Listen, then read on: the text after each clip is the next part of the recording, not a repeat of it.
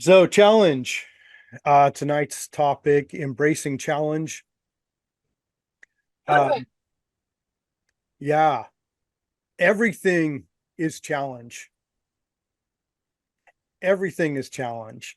I say that challenge is one of the natural laws. So natural laws, things just occurring on this planet that shape life, connection to everything, sustainability, balance, ebb, flow. Yeah, yeah, and challenge. So if we think about how species evolve, there's a resistance, and the challenge of life and death facilitates life. So we can't have life without challenge. Life is created from challenge. Life is created from these resistances, from these, to anthropomorphize it, from these trials and such. And so I think it's an important thing in an interesting dynamic to think about challenge, of course, and it's a multi-level, but make sure that we can embrace challenge on a level that's not personal, that like challenge just exists. Challenge is a natural part of our habitat on this planet. So is it amazing that it transfers over into a personalized journey for us? Absolutely. And that's amazing. So it's a personalized journey, but also it has to exist. So again, if we're going to anthropomorphize, challenge is like just doing its job.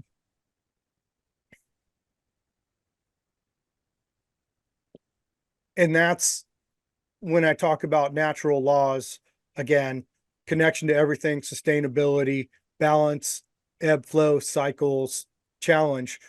These things are just doing their job. These natural forces are just doing their job. So it's important to recognize these natural forces and these naturally occurring, whatever you want to call them. I think naturally occurring forces is the easiest way to describe them. Mm-hmm.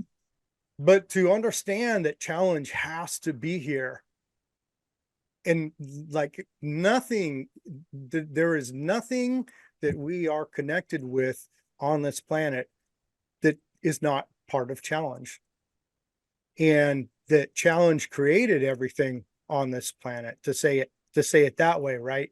Using some contemporary terms just to get the picture. We can't mince words too much or we're going to go on to a whole nother topic.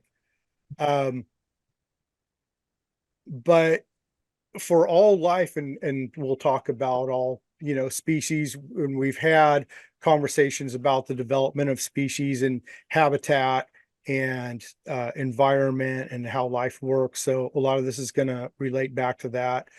One of our other topics was growing a healthy mental habitat. So all these topics interconnect. So if you're stuck around for some of these, I know some people are new, but if you've seen some of these, and then you'll kind of hopefully see where they connect in that growing a healthy mental habitat. Part of that is recognizing these naturally occurring factors, and they affect us on a core level. So it's really important. I say in contemporary society, don't diss your challenge, no matter what it is, even if it's a small thing, even if the coffee shop didn't get your coffee quite right. Don't diss your challenge. Don't have a negative attachment to challenge in your own mental ecosystem. I'll repeat that. Don't I'll try to repeat it. Don't have a negative attachment to challenge in your own mental ecosystem. So that's part of the growing healthy mental habitat, to monitor what's in our mental environment and how we look at things. And this was part of finding optimism, last week's topic. Finding optimism, it's really important to look at how we look at things. So it's a double checkpoint. Everyone's just coming in now, everyone late. Welcome everyone late. You missed it. We're just signing off. No, just kidding.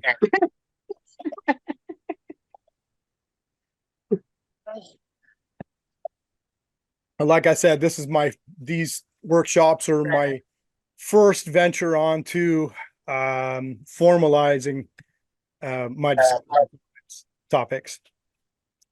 So this is about as formal as I get too. So um yeah, so growing healthy mental habitat, embracing challenge. Challenge is a naturally occurring force on this planet. The challenge of life and death facilitates life. It's really important to have a good relationship with challenge overall. And make sure that even the small challenges we don't disregard. Because challenge is challenge. And I say nature nature doesn't translate for us. So nature doesn't say, well, oh, you were mad at the challenge of not getting your coffee right versus you're mad at the challenge of um, not being as far along as you want on your wellness, or because someone in your life is, giving you trouble. The environment doesn't translate um, those things for us. The environment doesn't say, "Oh, well, I know what you meant. It was a bummer about your coffee, whatever." So, understanding when our connection to the universe, that connection to everything, we've got an energetic connection, and we're speaking through that in essence. So, to have a good relationship with these things, there's always this part of us, our core is connected to these core energies and this core essential life.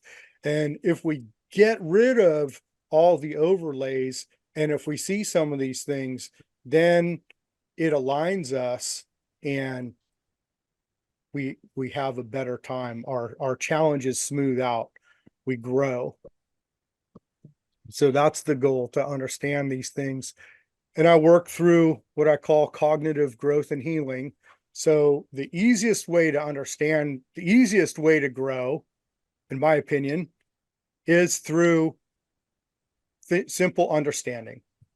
So if we understand some of these concepts and we can say, oh yeah, I see how these things connect, that's a foundation for our growth. And a little thing we do, it's kind of like a little meditation, to use that blanket term. We say understanding is the soil, an idea is the seed, intention is water, and action is the sunlight. And all those things come together. But as we're growing our foundation, we're growing understanding around challenge right now. So we're adding soil. And if we talk about healthy mental habitat, there's lots of good parallels to gardening. We want to add healthy, nutritious soil. And here's the idea, is the challenge. And then the water is the intention. So we're intention, attention, paying attention, and then if these things resonate, we keep them in our mental habitat, in our mental ecosystem, and we keep nurturing them. We keep kind of we grow a relationship to a concept. And there's a lot to be said about relationships, but that's basically what we're doing. We're growing a relationship, a healthy relationship with a concept, right? We're growing. When people say a relationship with yourself, well, what is yourself? With your physical being? Yeah, okay, eat right, exercise. But on top of the physical, there's the mental, emotional, spiritual. And the mental is the easiest way to have a good relationship with ourself, right? If we say we have these four facets, these four main facets of humanity, our physical, mental, emotional, spiritual. That mental facet is really easy to just throw some words out that represent some concepts, and that we can kind of ingest on our own volition and grow a relationship with these concepts that help us align. So yeah, and then when we do that, then there's action attached. If we have a acknowledgement about things that make sense to us, and we have that healthy relationship with something, kind of with a concept, it aligns us. So then when it comes time to act in relation to said concept, like when it comes time to regulate our feelings around getting the wrong cup of coffee in the morning, we can think about these things and say, don't diss my challenge. And isn't that a relatively easy way to practice embracing challenge? Then when it comes to the more difficult challenges, we've got some practice. Oh, also diversity, right? Diversity in our ecosystem. Again, back to growing healthy mental habitat, diversity. We don't want to just have to embrace all the extreme challenges, right? So a natural life has big challenges and lesser challenges. See where all this is going? If we can embrace some of the littler challenges and catch ourselves on some of the littler challenges, we start to establish a healthy relationship with that part of ourselves that's embracing challenge. Mm-hmm.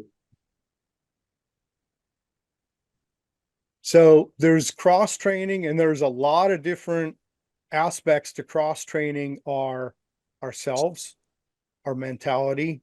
I have a few other things about cross training that are specific about that, but suffice to say, embracing the small things and watching out for the small things is important. Also, when we talk about awareness, right? Awareness, mindfulness, there's a buzzword, mindfulness, right? So awareness of what comes into our mental ecosystem. So challenge is coming into our mental ecosystem. Let's be aware of the small challenges. Let's be aware of the minute challenges, because that grows our consciousness overall.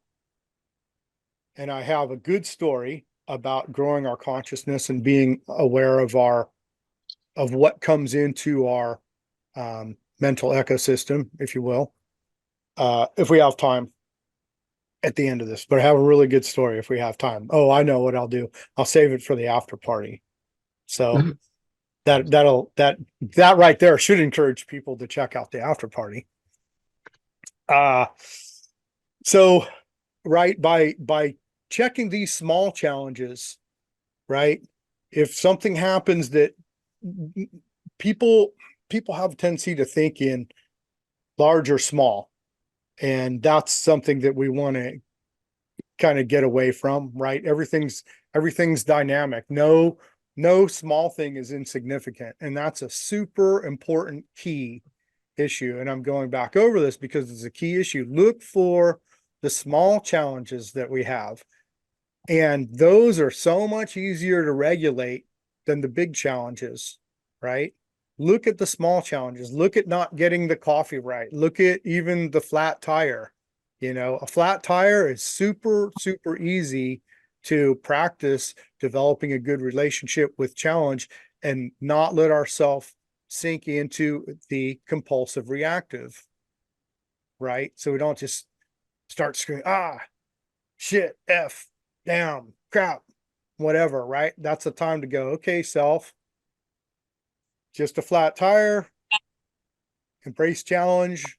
There's worse things, and do what needs to be done to implement the action items that need to happen to take care of that challenge. Pull the car over, get the jack, get the spare tire out, do it, and keep on with your day. Don't let yourself turn that challenge into a big negative thing that messes up your whole day. Because the thing about negativity is it takes up your entire mental ecosystem, right? I'll repeat that too. The thing about negativity is it takes up your entire mental ecosystem. So once you go negative, your mental ecosystem is like, can't Yeah, it function. doesn't let anything else in. And that's when we say compulsive reactive versus conscious responsive. So there's this kind of um line, if you will, between these concepts, between these states of being, these states of mind, and the compulsive reactive is the negative that we spin around in negative and is association with addiction, trauma bonding, repeating negative patterns, that kind of thing. And the conscious responsive, that's the part where we can make change happen. So, so really important, right? We want to be on the upside of things, to say we want to draw a boundary. Oh, and here's another topic that we had is growing healthy boundaries. Then the first ones is with ourselves. So when we encounter a challenge, we want to make sure that we've got a healthy boundary there with ourselves, so ourself doesn't slip into a negative cycle and compulsive reactive swearing. I mean, swearing a little bit's okay, but get a couple curse words out of the way and then let it go. Don't be, oh man, today sucks, this sucks, I didn't need this, all that kind of stuff. You really want to limit that, because that negativity will take over your entire mental habitat. And as where positivity and and a conscious responsive mentality allows more conscious and responsive and more positivity. So negativity only allows negativity. Positivity allows more positivity. So that's the action item. That's the action item that we want to do. We want to develop our mental habitat. We want to develop our emotional state. So when we hit these challenges, we don't have a reaction. Instead, we want a response. Mm. So we don't want to just slip into anger, disappointment, frustration. Go ahead, take some time after class to, make a list of all the negative factors that we don't want to slip into. But watch out for those things. I'm halfway serious too. It's not a bad idea. Watch out for those things, because those are part of life. Those are naturally occurring part of life, is those feelings. And just because those feelings are there, those feelings aren't bad. Those feelings are doing what? They're presenting us with anyone? Challenge. Challenge. All these feelings: anxiousness, disappointment, frustration, anger, so on, so on, so on, jealousy, insecurity. Let's name all the human emotions, all the human naturally occurring human frailties are all presenting us with a challenge. Oh, guess what this challenge does? It makes us what? Connect with ourselves. Oh, okay. Now we see how the universe is working, right? Oh, I don't like feeling like this. I don't like feeling jealousy. What do? I work on it. I address that within myself, and I do the self-talk. Well, that's pointless. It doesn't make sense. And I won't go off into that, but there's a million different ways to grow, to add soil to the understanding around why I don't want to be jealous, and why it doesn't really make sense to be jealous, and why it doesn't make sense to be angry or to be frustrated or all these other things. And then circling back around, One of the main things is because it takes up our entire mental ecosystem, right? I mean, we've all been there, right? Jealousy takes up entire mental ecosystem. Anger takes up entire mental ecosystem, right? It takes us over. So we lose our autonomy. We lose consciousness. And this is what when people are saying about being conscious and being mindful, when these things take over our ecosystem, our mental ecosystem, we lose consciousness. That's what they say. I'm just repeating the common narrative. I'm not making that part up. Are you? So embracing challenge to take these challenges now. Oh, okay. And so the challenge of life and death facilitates life. Without challenge, there wouldn't be life. So if I say, do we love life? And everyone says yes. And then we say, do you love challenge? And everyone says, I don't know. Those things go hand in hand. See, the reconnect to how things are on this planet, how life works on this planet is super, super important. Contemporary society, and we're going to get to bashing on contemporary society. What's cool? But it's important to grow a boundary for ourselves with misgivings in contemporary society, right? Natural, we want to be in line with natural processes, and this challenge, the natural law challenge, connection to everything, sustainability, balance, ebb flow cycles. It's really important to grow relationships and understandings around these natural processes. So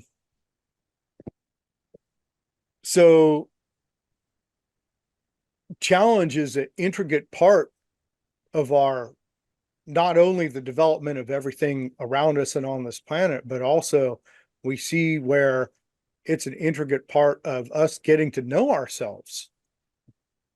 And that's a perfect place to start to start growing our consciousness, to start growing our awareness. Because everyone's got challenges, and we've got communal challenges, we've got societal challenges, species challenges, and of course, individual challenges. So there's no shortage of challenges. Now it's important to differentiate between real challenges, core challenges, and symptoms, right? So what's the difference between embracing challenge and banging your head up against the wall, right? So that's an important differentiation to make. Super important differentiation to make. Great, cool background. How'd you do that? We'll have to talk about that later. I just noticed Gray's background. I have my digress for a minute. And then we'll talk more about the different kinds of challenge and everything. But yeah, I have, so perspective, right? So a lot of the perspective we're looking at, right? Our mind, how our mind works. So here's the perspective, good little placeholder. And of course, the planet, which is appropriately enough falling apart here. Needs more duct tape.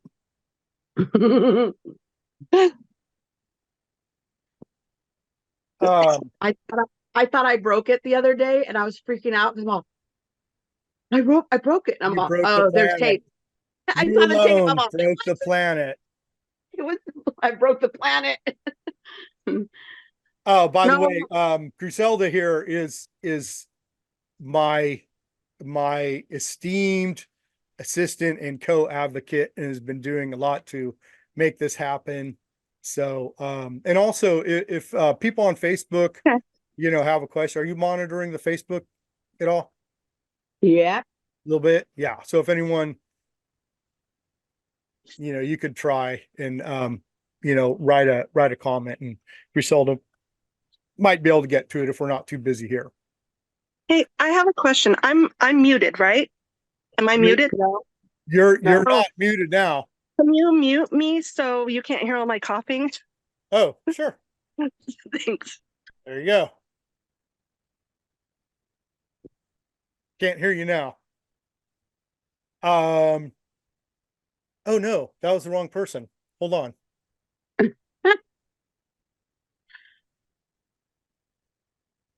I don't even know how to do that. So Okay, yes, Charlene, you're muted. Okay. cool. Anyway, back to the story. Um, yeah, it's important to understand the difference between banging our head against the wall and embracing challenge.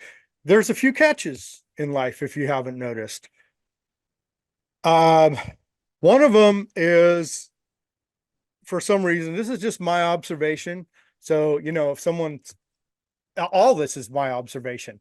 So, hey, different strokes, different folks, you might have a different path. What I've noticed is that we have commonalities in our growth. And so a lot of things, yeah, we're basically the same. We're the same species.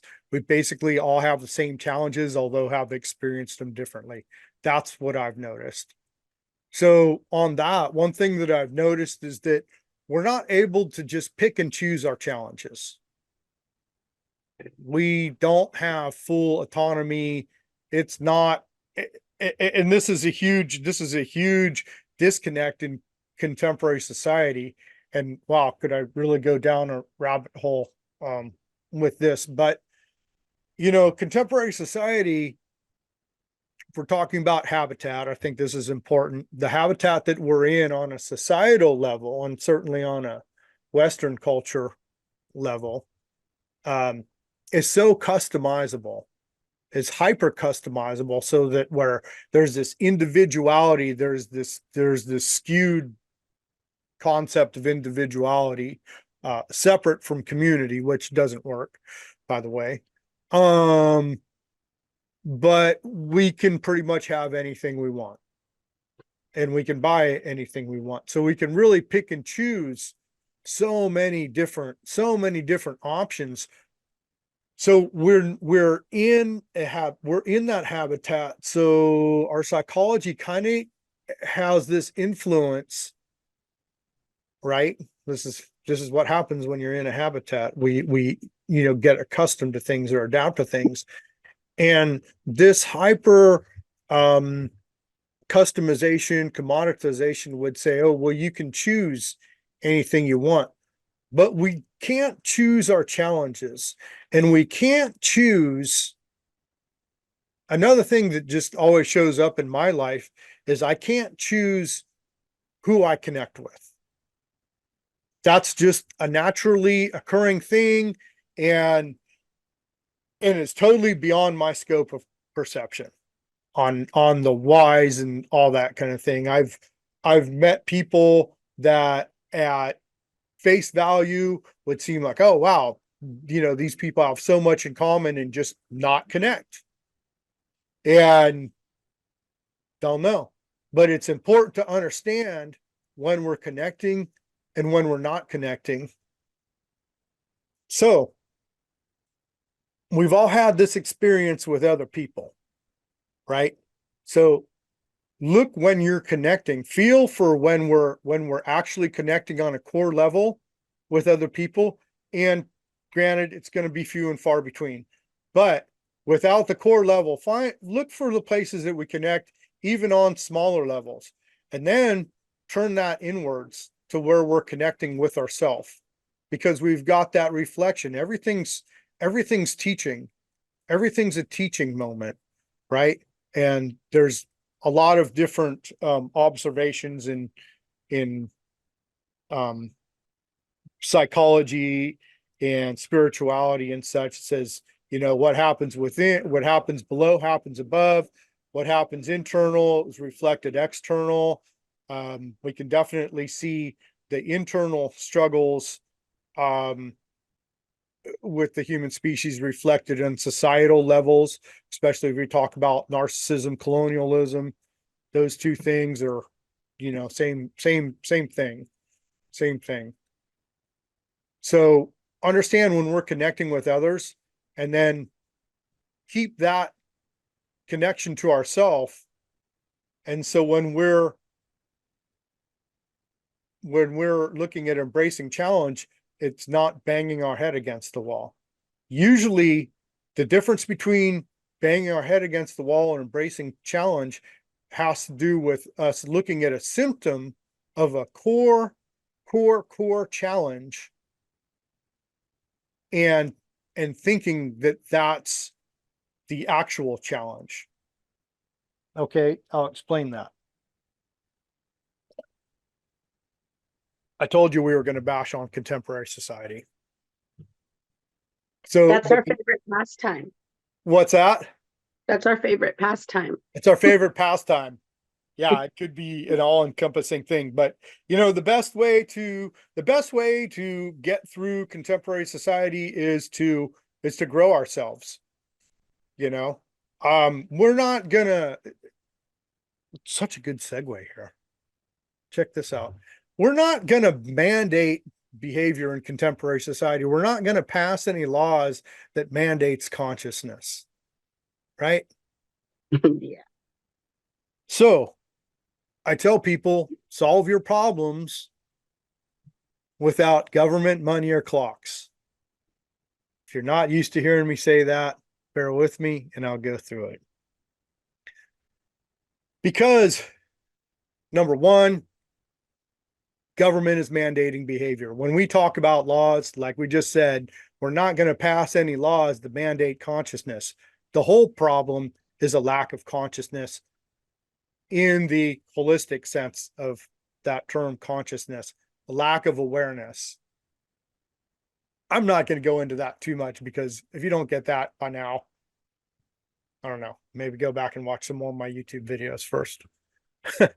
But the species is killing itself because it doesn't understand that it's on a planet with natural processes involved and things intrinsic to life. Oh, government can't mandate human behavior. Laws ultimately aren't solutions. They're not proactive, they're reactive, right? So here's part of understanding psychology and how this can grow new habitat and grow society is if we understand that before someone does something that's disrespectful to the community, there's a whole mental, emotional, spiritual ecosystem that happens, right? So it's spiritual, emotional, mental. Then there's a physical action that reflects those facets. So to say that someone did something that's not in context with a healthy community, well, the physical being did something. That's what laws are. Laws are saying, oh, don't do this on the physical being. But that's a reaction. The whole entire contemporary government system is all reactive. So when we're talking about reactive compulsive, that's exactly what it is. It's, oh, someone's doing something we don't like, make a law against it. Because you can't mandate behavior. The only reason that communities are cohesive is because people are together in their understanding of common goals and understanding of each other. And the societies that have been shown to be cohesive and sustainable throughout human evolution are ones that implemented challenge into their culture on a regular basis and that recognized sustainability and that recognized connection to everything and that recognized natural cycles and ebb and flow. So traditional societies, of course, I'm talking about, recognized these natural laws and implemented them and recognized them and kept them front and center because this is the foundation of our growth. And here we are, foundation, understanding is our foundation. If we talk about like the foundations of our foundations, our core understanding, natural laws, how things work. this is really in tune with ourselves as a species. And then as the next step, as humans. So when we have an understanding of these natural laws, then we can compare what's happening to us to natural laws. And, oh, am I running out of energy? Yeah, because ebb and flow. I've been up for 12 hours working hard, time to sleep, ebb and flow. Is there a challenge that I'm up against? Yeah, because challenge grows life. I'm going to try to get back to that, but I'll go this way. Yeah, I'll go this way instead. Challenge creates life. So look at contemporary society again, and look, contemporary society has eliminated so many challenges out of, or has tried to eliminate so many challenges out of the day-to-day existence, but only in the physical sense. So challenge doesn't just go away because we eliminated physical challenges and because we eliminated like the grizzly bear, for example. There's natural challenge. These natural challenges have shaped our species since our species has been a species, and even before that, and all the species before us that had to happen for us to become a species. So challenge just doesn't go away because contemporary society got rid of the grizzly bear, got rid of the the whole process of understanding habitats and gathering food, and having to prepare for the winter and having to get water and all these challenges. If you look at our species from a evolutionary perspective, as a biological organism, from a scientific standpoint, even using contemporary science, contemporary society has eliminated so many physical challenges, but those challenges were keeping us sharp and keeping us connected. So you've got an organism off its evolutionary trajectory in a really short period of time. How short? Like So, under 100 years? depends on who you're talking to. Yeah, you I, don't I do mean, lineage. overall, there's still tribal people living traditionally. Unfortunately, not too many of them. You know, here in the US, 200, in the so-called US, 200 to 500 years, depending. And then of course, Europe, way, way longer than that. So, so, when we have these conversations, it's always going to get back to the species. And we got to rebuild our understanding of life on this planet. And here's these pieces, and here's challenge. And so here is the environment we're in has this delusion of eliminating challenge. The trajectory of contemporary society right now is to die of stupidity and atrophy on the couch. So I'm not down with that. Hence the conversation. Welcome to the workshop. If you're not down with that, thank you. Thanks for being here. Thanks for pitching in. We did Finding Optimism last week, so if you need some of that, it's on YouTube. So understanding the environment we're in is important, and that's going all the way back to what I was saying about growing boundaries. We grow boundaries with ourselves, grow boundaries with the collective, because the collective has the influence of not wanting to engage challenge.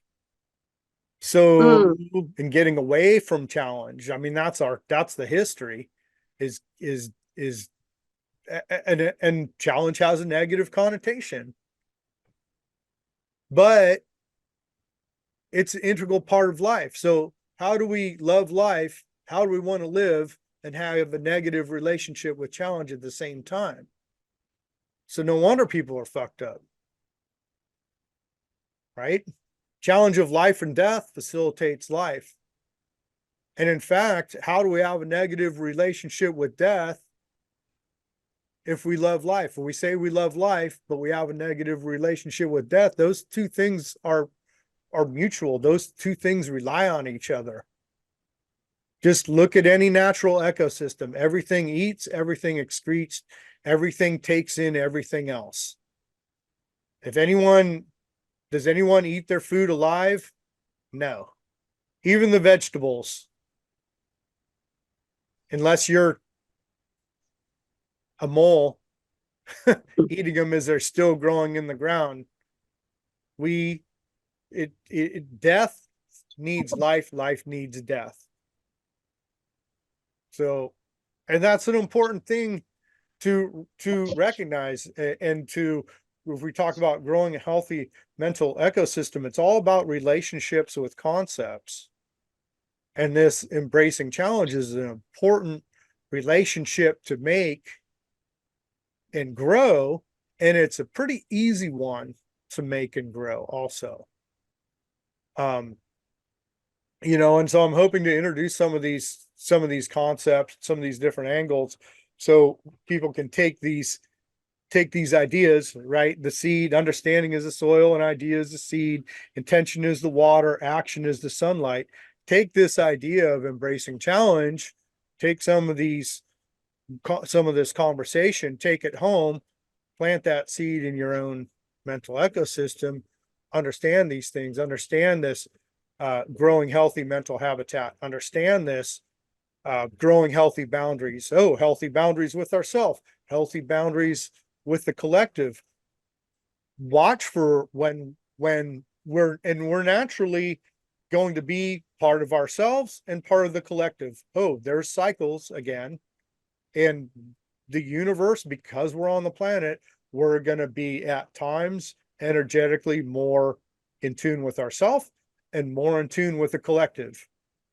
Check it out. Feel for yourself as you go through life. You'll feel it. And the more you understand getting rid of false narratives, and then that's getting back again to not beating our head up against the wall, is because a lot of contemporary society is a false narrative. Laws don't work. Okay, so now we're back to the government money clocks. Laws is mandating human behavior, and it's reactive. Printed currency is a poor substitute for real value. A lot of people get confused about printed currency and real value. Printed currency is not the be all end all. Printed currency can never reflect the value of things intrinsic to life: food, water, air, shelter, or like to throw in physical, mental, emotional, spiritual wellness. But those things in contemporary society are subjugated beneath printed currency. Clocks, the innocent clock, but doesn't reflect natural cycles, natural lifespans. The clock doesn't have an ebb or flow attached. So in contemporary society, we're relating to these things that are not natural. We're relating to these human-made things that don't line up with anything else on the planet, probably on the universe. Government money clocks. So the catch is, don't try to solve your problems with government money or clocks. Do we have to work with what we got? Yes. Welcome to a challenge. At the same time of growing boundaries with the collective and the habitat, and recognizing that we're in a habitat not conducive to growth, we also have to obey the law, earn some money, and be places we need to be on time. So those things both are happening. So it's really important to have a dynamic mentality, and again, not be there's not a right or wrong. It's information. It's gathering information. And as we gather information, then we start to have a relationship with that information. And then that's where we get that thing called knowledge, wisdom. We get context. Everything's dynamic. There's not a right and wrong. That is not a real thing. There's infinite grayscale.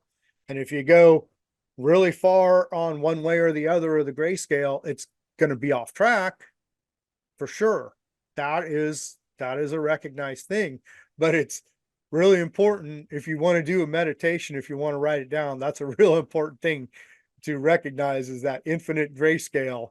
And if you go too far one way or the other, it's going to seem off track, but there's not a right or wrong. Because when we start, here's the going back to the healthy mental habitat, when we start thinking right or wrong, that allows two options into our mental habitat, which is Reactive. no No. options. That's not understanding.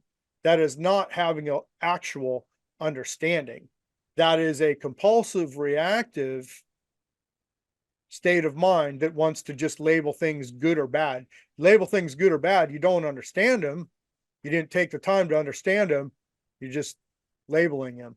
Even if you spend a lot of time studying something and you label it good or bad, it's not either one of those things. It might be right for you or right for you in the moment, but it's really important to have that context of not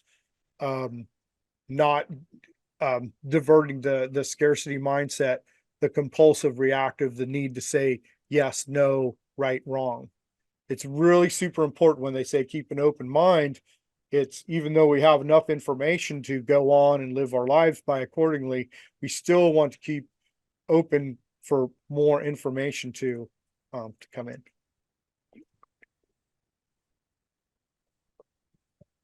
I had a little aha moment when you were explaining the traditional societies would embrace challenge, and it brought me back to being in the car with my kids and constantly, from the time they were under 10 years old, looking in the rearview mirror and telling them, remember, if anything ever happens or something happens at school or you have a problem or your feelings are hurt, tell mommy so she can fix it, or let me know so I can help you fix it. So I didn't think, okay, I wasn't showing the kids how to embrace challenge, how to process challenge. We're saying, tell mommy so we can fix it, let me know so mommy can fix it. Or, instead of showing good them. differentiation to make. Right. Yeah. Are we dissing challenge? Or are we trying to get rid of challenge, or are we trying to process it? And there again, there's, infinite grayscale. No pun intended, Griselda Gray. There, is this something that we're banging our head against the wall? Do we want to take in needless challenges? No, absolutely not. And do we want to change things that are needless challenge? Absolutely. Is there a bully at school? Like you're saying, is there a bully at school? That needs fixing. That needs eliminated. That needs addressed. Mm-hmm. Isn't there always going to be two sides to that though? But how do we process that? How do we not become bullies ourselves? Right. Because that's the classic compulsive reactive to transgress and not heal trauma on to not perpetuate unhealed trauma on everybody else. Charlene, were you trying to hold up a sign? Do you want me to unmute you? I'm going to unmute Charlene. Put your seatbelts on. Hey, Charlene, you're on. Put your seatbelts on. Ask to unmute. Oh, I think you need to unmute She's yourself. muted. You mute. Yeah. Yeah. You need to unmute yourself, Charlene. That's what it's telling me. I can't unmute you. Oh, well, I'm sure it was good. She's got to frustrate. So here's a challenge for you, Charlene. Don't be frustrated. Just that's a big challenge. Trying to She's still trying to outsmart the technology. yeah, I'm not good at that. Yeah, you're my helper. You have to be good at that. If you're on your phone, you can swipe it to the left usually twice, and it'll take you to a circle that says unmute. I think I fixed it all. You did. We were at you were at the school, and there was a bully that you need to eliminate, and I was like, eliminate him. Oh, yes, Goofy. yes, yes. But the challenge, the real challenge. Okay, so there's multi levels, right? Now I need to mute myself. Good one, Charlene. Thanks. I don't know how to mute myself. The right. Uh, The here, I got you. You're muted, Charlene. I can mute, but I can't unmute, I guess. Anyways, right. So there's many different levels, right? It's getting rid of the, getting rid of the bully, but also to understand again on a species level, the human species, right? That's what we are. That's what they call us anyways. So on a species level, to understand the psychology, why does someone want to be a bully? That's where we need to get our species to that part of understanding ourselves. It's not just, oh yeah, punish the bully, punish the bully, punish the bully.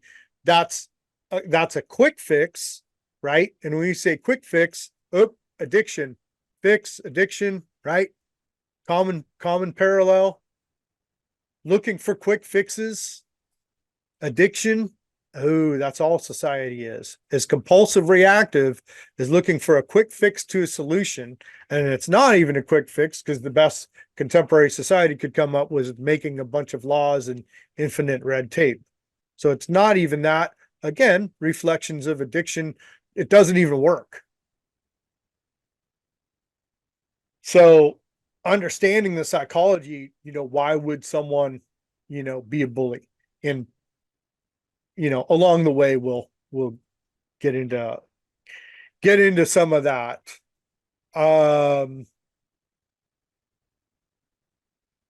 Back to embracing challenge. Yeah.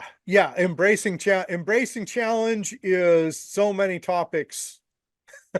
What are the keys? What are the keys? Hey, by the way, if anyone wants to go into any of these topics or anything I mentioned in more detail, hit me up. That's what I'm here for. I'd love to do it in depth. A lot of my challenge with presenting these topics is I've been talking to people on individual level. So on individual level, I can sit with someone, quote unquote, read energy, talk to them, whatever, and I can say what I feel needs to be said to the individual.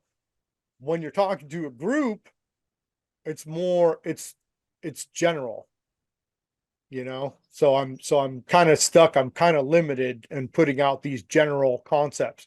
But if someone has anything specific that they, want to go into, and even if it's, hey, if someone, wants to work on, addiction or trauma bonding or corporate wellness, if someone's got corporate burnout, or anything that we touched on, or if someone does want to understand, hey, I've got bullies in my family, and what's this about the narcissism, colonialism, and what scarcity mindset and all this kind of stuff. If anyone has questions like that, hit me up. So Do you mean ask them now or like later? no, good question. Good question. Later. Okay. Yeah. Yep. If anyone has, thank you. Thank you, Shauna. Yes. If anyone has any questions, ask later. Message me later. Yes. Good differentiation. I'm glad I got some help here.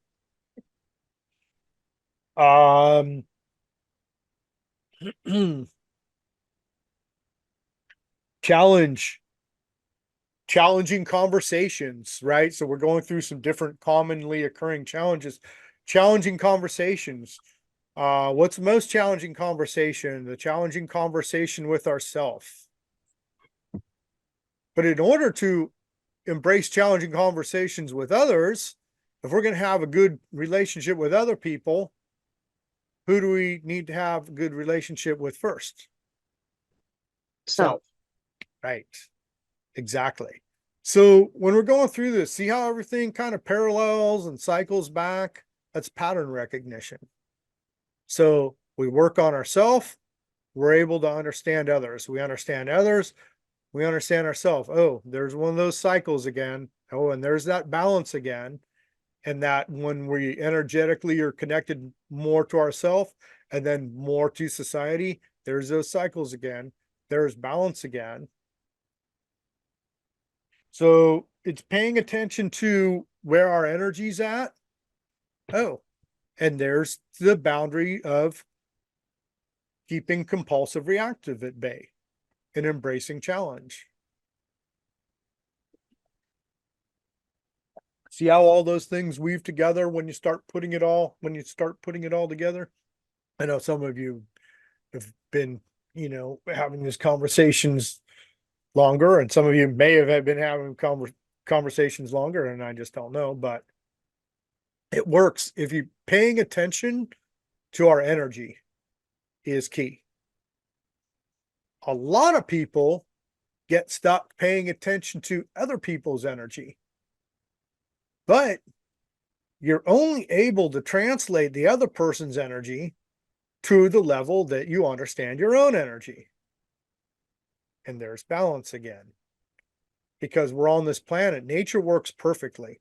There's these natural laws that if we pay attention to them, if we understand what's going on, we can have that reflection and kind of reverse engineer ourselves and see, oh, like I have a problem understanding. So you have a problem understanding people, look inward. I mean, everything I say is going to be look inward, but connect to your own energy and make sure it's not other people's energy, right? There's an important thing about embracing challenge. I think maybe there's so many important things, but kind of a quintessential thing that I say for all kinds of different aspects and understanding challenge in general is commonly observed phenomena is people will say that the worst thing that happened to them was also the best thing that happened to them. And typically that involves physical challenge. And what happens in extreme physical challenge, like real fight for that real life or death challenge, is we've got only so much energy, right? We're a finite resource. We've only got so much energy. And when there's a real threat to our existence, our core essence, to put it that way, kicks out all the extracurricular activities, kicks out the job and the light bill and the significant other and the tires that need fixing on the car, right? If we're in a horrific accident, I like to also say threats to mental, emotional, spiritual also, by the way, but this is just the classic explanation, is the core essence kicks out all these things in order to save energy, in order to keep in order to keep itself alive.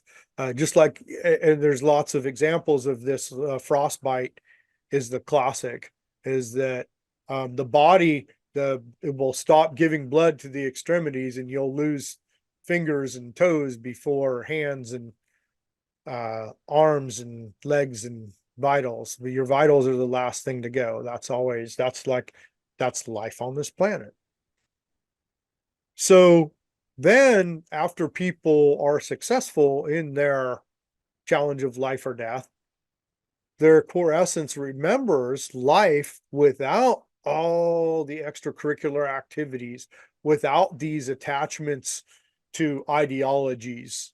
And ideologies, America, prefab religion, Americana, jobs, chasing printed currency, or what have you. And even addiction, because that challenge of life or death kicks out those things. So then the core essence recognizes life without all these distractions and is able to prioritize those things a little bit better, right? So if we grow ourselves into beings that can prioritize and understand, first, no distractions. Second, work with what we got. It's really important, and focus on, our wellness. And then, are there some components in contemporary society that do facilitate that? Yes.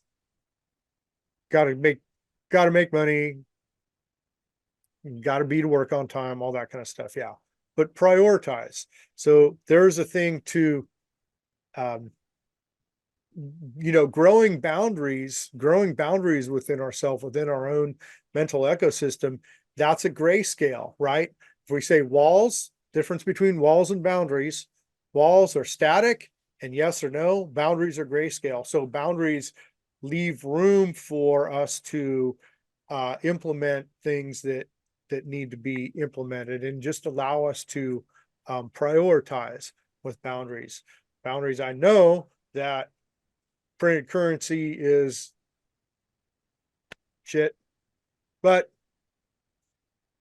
that's okay. I'm embracing the challenge of being in a society that has these constraints of written law, printed currency clocks. Not real, not natural, but I'm embracing that challenge. And with embracing that challenge, there is a natural law of give back and reciprocity. So the translation that people could have is escapism, and go and live in the woods and disregard and hide contemporary society and all its challenges. But that's not contributing back to arguably the places that it needs that contribution most. That's not coming back around and helping the bully, right? So if we look at our life on a cycle and addressing challenges, and some of the challenges are traumatic. If we look, a lot of people have had this experience. Here's a commonality that I know everyone's been through. First, we're in a negative situation. We're in a situation of abuse. We draw a wall, we get out of there, say never again. But on a societal level, we need to understand that and actually stop it, right? So there's a difference between escaping, and we need to escape, and definitely keep yourselves well. I'm not saying get back in harm's way, but to understand the psychology. And understanding the psychology is ultimately the way to help heal society and regrow society, and help other people break their trauma bonds, right? Understanding, here's the understanding, growing that foundation. The more we understand the situation, the easier it is to break free of false narratives and ideologies and trauma bonds and negative cycles. So understanding, all this is just adding more and more understanding to these situations. Let's see here. As I'm doing this, I speak freehand a little bit, but I do have notes. So, I know something that I want to say even before I got in my notes. Doing these topics, I'll hang that back up for a second. Doing these topics, I have like 300 pages of notes, throughout the years on little short articles and things like that that I've written. Like I said, I'm writing the book now. So the past, what do we say, 8 topics, 8 workshops we've done, something like that. Mm-hmm. I do workshop and I kind of shoot from the hip about everything, and that's something else Grace helped me with, and kind of talk through things. And then I do an article search. Well, in my article searches, these last 8 topics, I get between 15 and 20, mid-20s results, right? If I do a search for finding optimism, that was like, I've done a few of those, so it was like mid-20s. When I put challenge in, there was 264 results. Wow. So yeah, it was crazy. I was like, oh dang, okay. So that makes me think about like priorities on, running a workshop. And if this was, if this was a class, if this was a curriculum, which ones would I do first? But that just, it like really struck me about the perspective of embracing challenge. Like every single thing, everything I talk about has challenge in it. Everything's challenge. So yeah, that was really striking. The path, let's see here. What do we do? We do, yeah, limits of science. So, I just type in science, limits of science, growing healthy mental habitat. I know I had some with there. That's a common topic. Finding optimism, environment, even environment and habitat. I talk about those things all the time. I'm relating to environment and habitat. Though, I mean, those are like key foundational things, really. But then challenge and whatever else we did, I don't know. But then challenge was, yeah, 264 results for challenge in my notes. So I thought that was worth noting in the notes.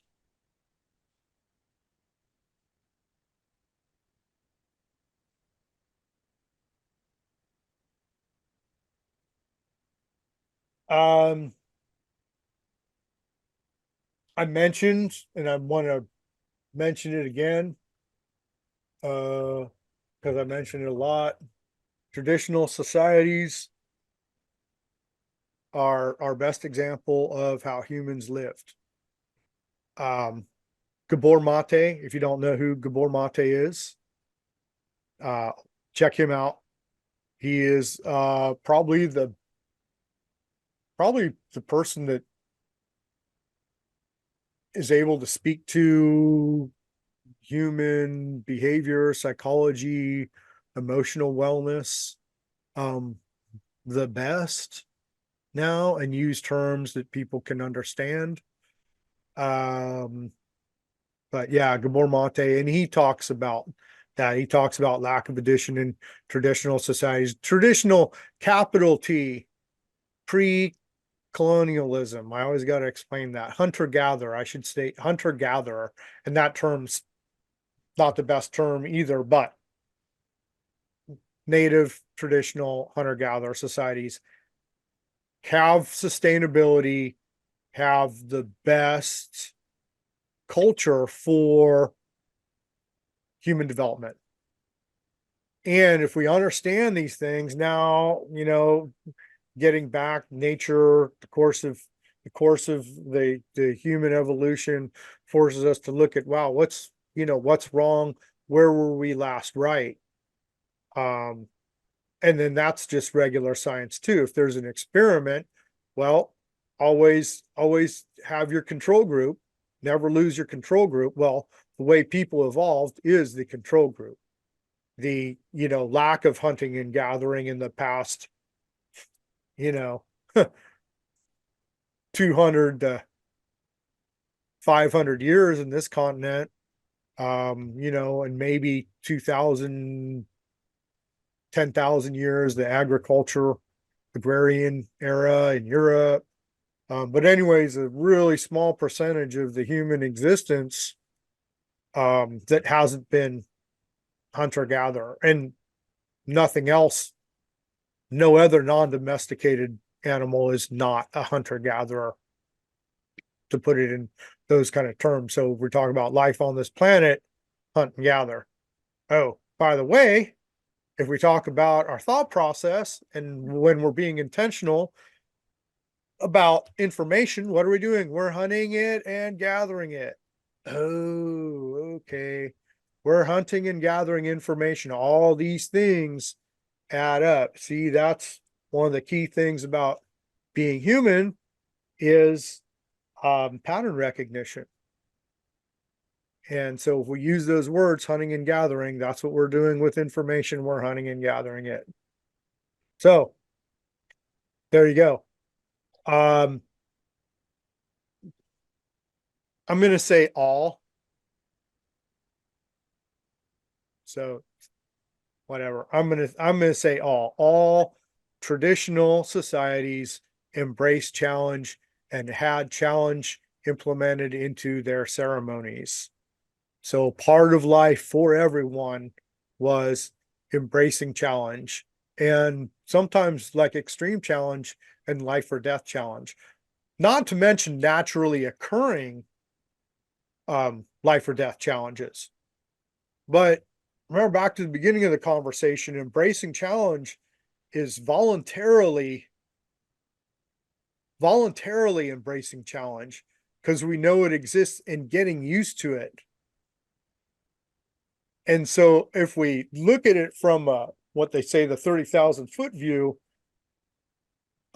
traditional societies embrace challenge and, go be by yourself for a period of time and go do physical endurance and be without food and be without water and put yourself into these positions where we're forced to really concentrate because it's so difficult or so hot or so cold. The ice bath popularity, to cold. So to not be reactive, if you're doing an ice bath, you can't just be, oh, I'm freaking out. It's cold. It's cold. It's cold, and jump in. That's not the thing. The goal is to regulate yourself, right? Draw a boundary, grow that boundary between yourself and your compulsive reactive, be conscious, and then you can start to monitor yourself and make that change. And then that's when we grow stronger. And that growing ourselves stronger, I just happen to know one. I know one person that's going to understand it. Lihimichiapalo. Grow yourself strong. I'll give credit from the Lakota Nation. Grow yourself strong. Lihimichiapalo. That is a thing. That is an understanding from that specific culture. I'm just going to guess that most of the other cultures had that same concept. But if we look around a lot of the ceremonies and rites of passage and stuff like that, it's implementing culture so we get used to culture, so we grow ourselves strong, so we can embrace life and have healthy lives.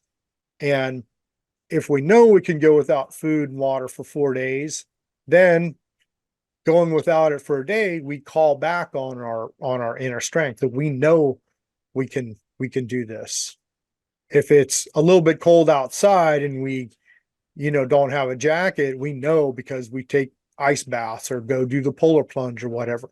These things are very, very important. Embracing challenge on a living on this planet level. So important to understand that and take that embracing challenge in on our own volition, because contemporary society has its own set of challenges, but they're not but they're not healthy challenges, unfortunately. But that's what we got. May I share one of the practices that they did that was very powerful that you're talking about? Yeah, I'll do one because I don't want to speak to that, but like, Vision Quest to Bletcha to, go up on the hill alone for a certain amount of time, several days, 2 days, 4 days, 7 days, something like that. No food, no water. Sweat lodge, Inipi, hot, dark, extremely hot. So you said Vision Quest. So when somebody does Vision Quest. Yeah, that's the generic term. And Bletch is the Lakota specific term, and sweat lodge is the generic term, and Inipi is the Lakota specific term.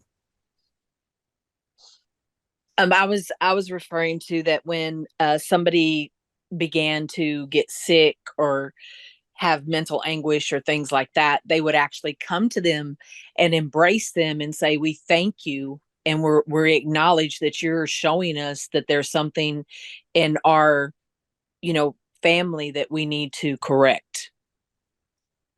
Mm.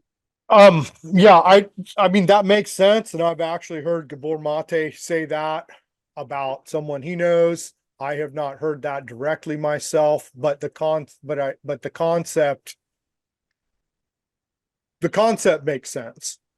So, I don't want to overspeak on something that I'm, not familiar with, but um the concept of bringing something to light, and the general principles, bringing something to light is important. Also understanding that there's always going to be individuals with individual challenge, even in a healthy community, right? Because we've got pathogens, even in so-called pathogens, even in a healthy ecosystem.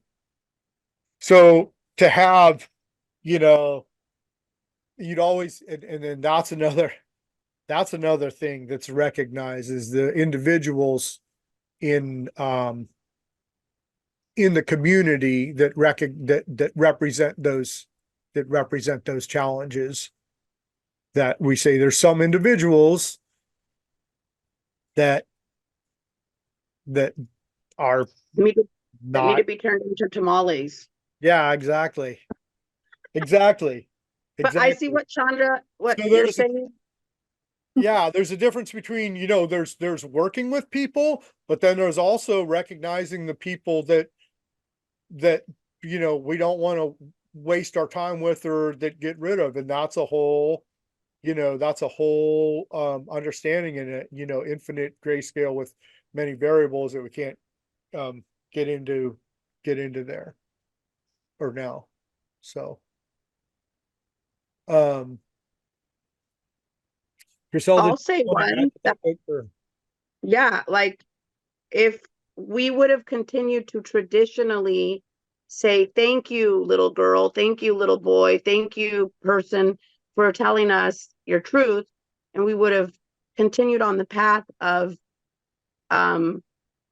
not having the person that was wronged feel collectively shamed, then we could have maybe addressed the issue of that sick, toxic thing that exists in our human behavior, which in this I'm talking about childhood sexual abuse or just sexual abuse in general, or rape. And so if I see I live it in contemporary society to this day, that by coming out with my truth, instead of it bringing uh the family closer together and finding a solution so it doesn't happen to the next generation, it's just full of shame, full of regret, full of broken relationships, and full of the person that was wrong gets left with, why did I say anything?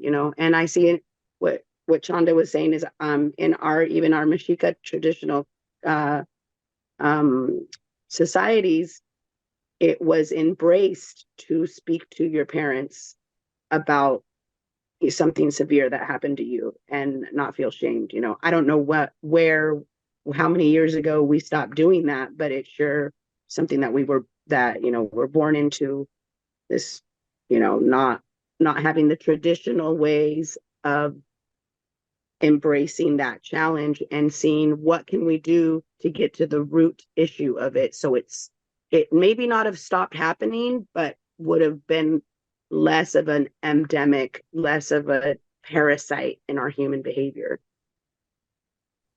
Well, I bet $5 we can pinpoint exactly when it happened. That would have been with colonialism, with the Spanish conquistadors. One of the hallmarks of traditional society, I'm talking in, broad spectrum, is the acceptance of individuality, and not only acceptance, but the nurturing of individuality. And there's all kinds of references to what, two-spirit, or for, pre-colonial LGBTQ, and people just being who you naturally are, and listening to people, and everyone as an individual has a voice, not just a representative, although that's valid to say, yeah, here, this is what we want, the kids want this, or the elders want this, or whatever. Not that the concept of representatives is all for naught and not effective in certain situations, but everyone was actually listened to, and we understood each other. So one of the hallmarks of colonialism is to specifically address sexual repression. And of course, with that, you're not going to want people to talk. Mhm. And how much of just lack of conversation stems from that whole quagmire? How much do people not want to hear about our feelings based on um, that hush hush culture, because there's so much bullshit going on? We're having to strive to just have regular conversations because colonial society is so shitty about talking about emotional things. Of course, okay, Charlene, thanks for hanging with us. Of course, it's not a society conducive to wellness, because it's a society that's not, because colonial society is not good at a lot of things. It's not conducive to having real conversations, because if you have real conversations, real shit's going to come up. Much respect to Griselda, and that's one reason that we work together, because we talk about real shit. People need to hear real shit. And it ain't going to change. The problem here. Let's identify the challenge. Here we go. Segue. Embracing challenge. The challenge is contemporary society doesn't talk about real shit. The solution is talk about real shit. Mhm. So there we go. Contemporary society doesn't want to hear talk about contemporary society, but that's where the problem is. How are we going to fix the problem if we don't clearly address it and clearly understand all the different aspects of where these illnesses in contemporary society are? Contemporary society doesn't want to hear bad talk about America, but you can have a arsenal of firearms uh Mhm. again to take up against the government, and in fact preach the government, but you just can't talk about it. Oh, what the fuck? Yeah. Hence the conversations. These are the kind of things that doesn't make sense. Why can I not? You can have guns and take over the Capitol and be all 2A. Oh, by the way, I'm a gun owner, just FYI, but I'm not freaking nut job about the situation. But people saying, oh, well, we need to take up arms against the government. We can take up arms against the government. You're so afraid of the government, but you don't talk about what's wrong with America. America is the government. It's not the land. We're not talking about the land. The land's not fucked up. The land didn't do anything. It's the government.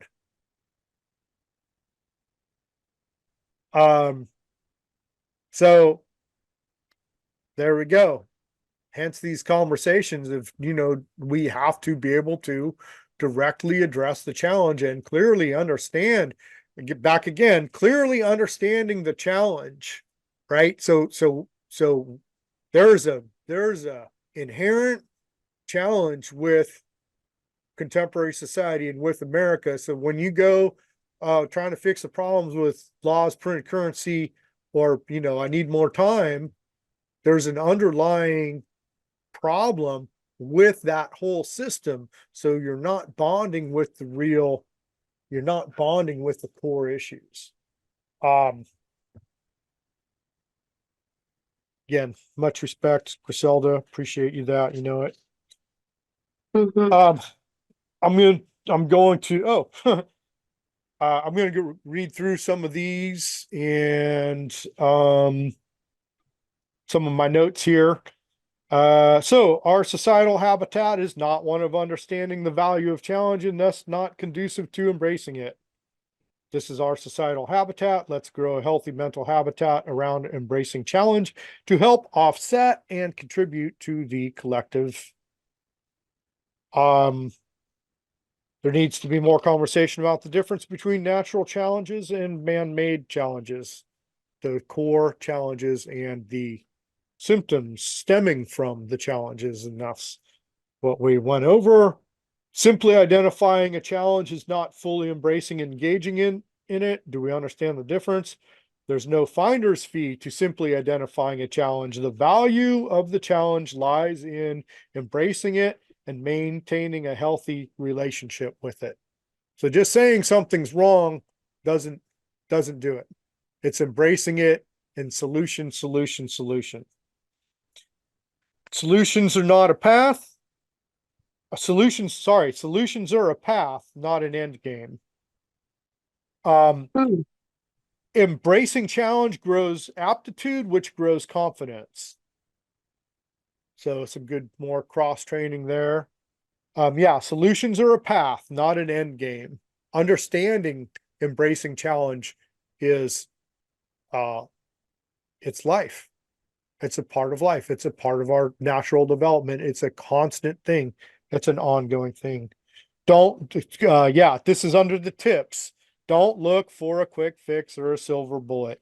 You can't kill challenge. It's just not like that. Understand, keep an eye on our mental habitat, everything that comes into our mental habitat. Feel our response. Make sure we have a response, not a compulsive reaction. Make sure we're not trying to just get rid of it or disregard it or ignore it. It's embrace challenge, not find a quick fix to get it out of the way. It's understand it. And by the way, understanding a lot of challenge goes a long way towards dissolving them. Mhm. Yeah, big key there. Challenge all aspects of yourself. Put everything you are through all facets of intellect.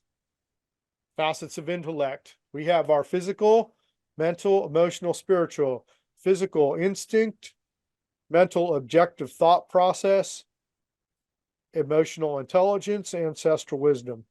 The objective thought process is, I think, by far the most powerful tool that we have right now to get ourselves unstuck. Don't take challenges personally. Challenge must show up in life. I'm going to go back to the other one. Challenge all aspects of yourself. Cross-check ourselves for how we think, how we feel, how we act. Is basically what that was saying.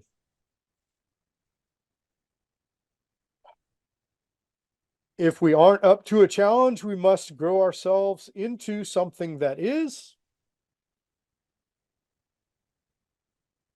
That's a next level thing, but that's an important thing, Of course, just like any kind of learning curve, We might show up for a challenge and not be up to the task. So to actually engage and embrace it, we're growing ourselves that way and grow ourselves into something that is able to rise to the challenge, as they say. The biggest threat to humanity is privilege and entitlement because by default, in the truest sense, it seeks to eliminate challenge.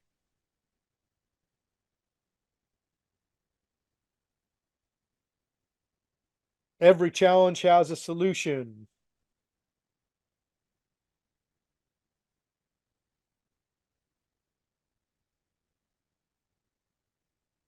Notice how external challenges require us to turn inward to solve them.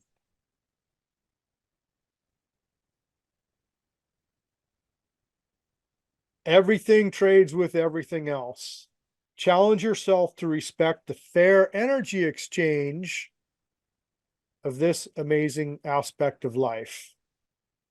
So make sure that your fair energy exchange with yourself and all the challenges.